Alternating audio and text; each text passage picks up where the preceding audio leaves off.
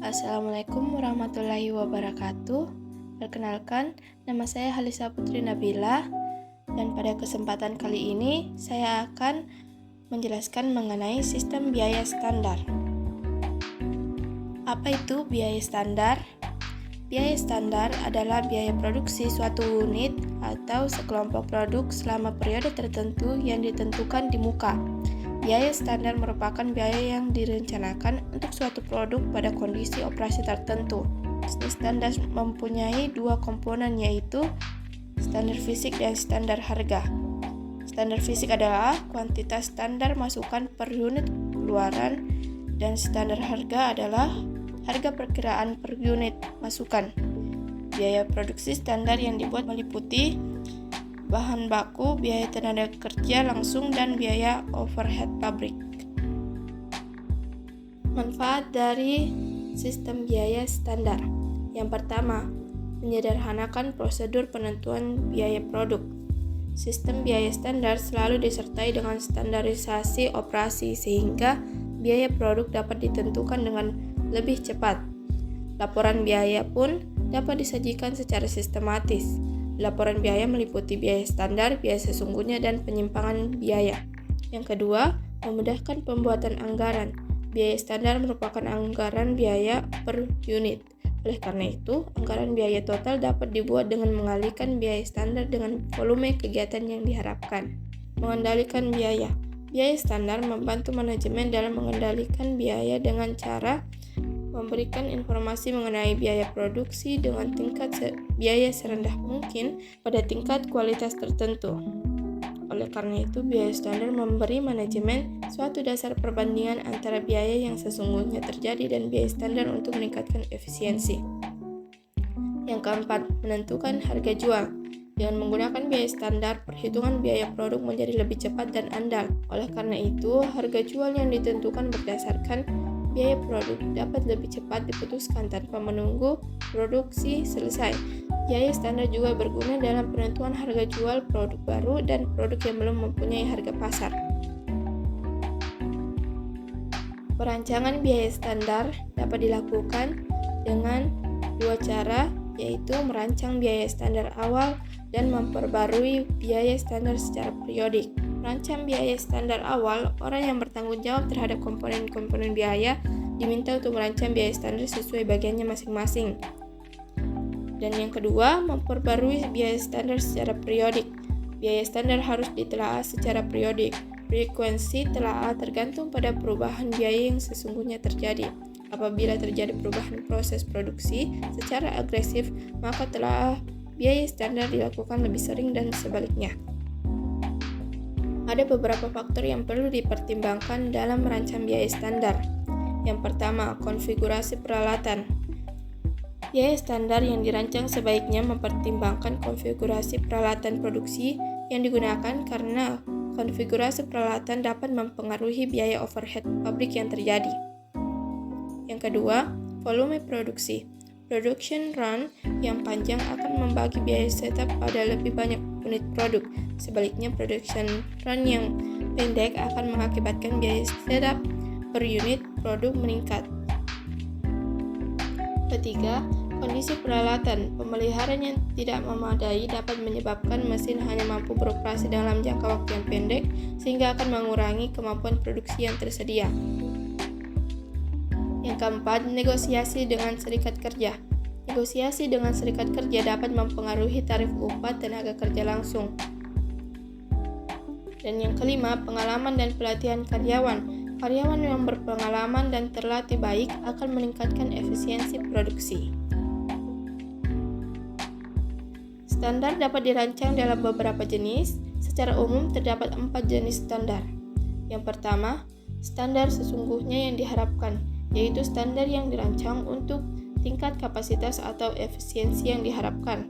Standar ini merupakan taksiran yang mendekati hasil sesungguhnya. Yang kedua, standar normal adalah standar yang dirancang untuk tingkat kapasitas atau efisiensi yang normal. Standar ini juga dapat digunakan untuk memberikan tantangan yang dapat dicapai. Yang ketiga, standar teoritis, yaitu standar yang dirancang untuk tingkat kapasitas dan efisiensi yang ideal. Standar ini lebih merupakan tujuan yang ingin dicapai daripada kinerja yang dapat dicapai saat ini. Lalu yang keempat, standar praktis adalah standar yang ditentukan dengan mempertimbangkan interupsi yang tidak dapat dihindari, misal perbaikan mesin dan pemanasan mesin untuk berproduksi. Perancangan biaya standar terdapat 3, yaitu perancangan biaya bahan baku standar, kemudian perancangan biaya tenaga kerja langsung, dan perancangan biaya overhead pabrik standar. Perancangan biaya bahan baku standar terdiri atas harga bahan baku standar dan kuantitas penggunaan bahan baku standar. Harga bahan baku standar adalah harga beli bahan baku per unit. Faktor-faktor yang perlu dipertimbangkan dalam perancangan harga bahan baku standar yaitu peramalan penjualan, kualitas bahan baku yang diinginkan, dan melakukan pemilihan pemasok dengan teliti. Yang kedua, kuantitas penggunaan bahan baku. Kuantitas penggunaan bahan baku standar adalah kuantitas bahan baku yang seharusnya digunakan untuk menghasilkan suatu unit barang jadi. Kuantitas penggunaan bahan baku standar biasanya dirancang oleh Departemen Perancangan Produk karena bagian ini semestinya mampu menyusun kuantitas penggunaan standar yang realistis. Kemudian, perancangan biaya tenaga kerja langsung standar. Biaya tenaga kerja langsung standar terdiri atas tarif tenaga kerja langsung standar dan kuantitas penggunaan tenaga kerja langsung standar. Tarif tenaga kerja langsung standar adalah harga tenaga kerja langsung yang ditentukan di muka untuk suatu periode.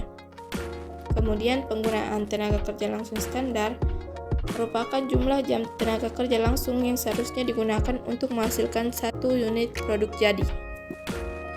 Rancangan biaya overhead pabrik standar itu lebih kompleks daripada penentuan biaya standar untuk elemen biaya produksi yang lain, disebabkan BOP standar meliputi biaya bahan baku. Hal tersebut disebabkan BOP standar meliputi biaya bahan tidak langsung, biaya tenaga kerja tidak langsung, dan biaya produksi lain yang bukan merupakan biaya bahan baku atau biaya tenaga kerja langsung. Biaya overhead pabrik digolongkan menjadi biaya overhead pabrik variabel dan biaya overhead pabrik tetap.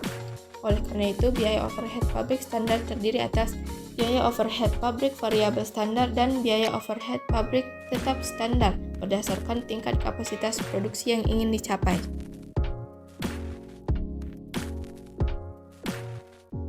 Penentuan penyimpangan biaya standar. Salah satu manfaat penggunaan biaya standar adalah membantu manajemen dalam memproses pengendalian biaya produksi yang dapat dilakukan dengan menghitung penyimpangan biaya.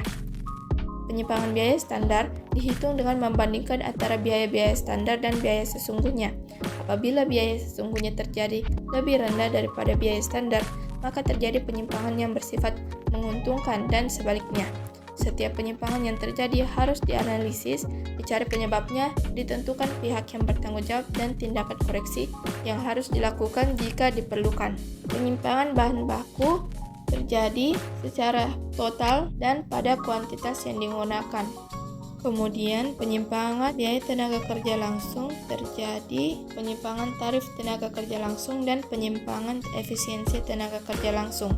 Penyimpangan biaya overhead pabrik terjadi karena 1 penyimpangan, 2 penyimpangan, penyimpangan volume, dan 3 penyimpangan.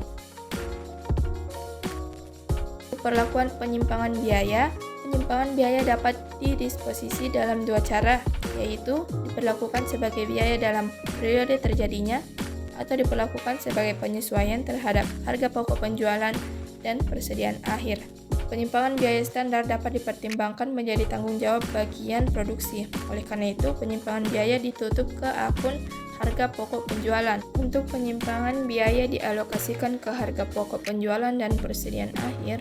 Alokasi penyimpangan biaya ke akun harga pokok penjualan, barang jadi, dan barang dalam proses, dan bahan dapat berdasarkan pada perbandingan biaya di antara akun-akun tersebut.